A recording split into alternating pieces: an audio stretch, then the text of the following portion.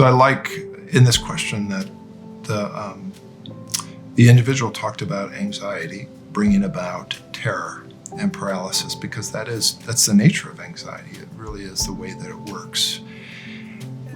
And as we think about what do we do with this individual wants to push into finding a church. But it could be that you're having trouble going to the grocery store or being around other people or talking on the phone or making appointments. So it's universal, and what we talk about here is how to address it.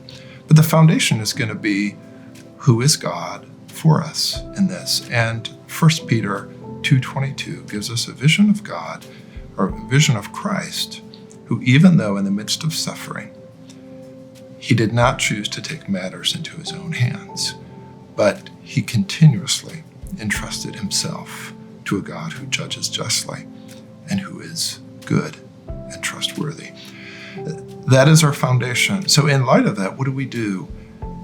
If God is near, we can choose to push into these things. And I would say the best way to do it is bite-sized pieces in which we embrace and face the terror and the paralysis. It's going to start, I think, in our mind.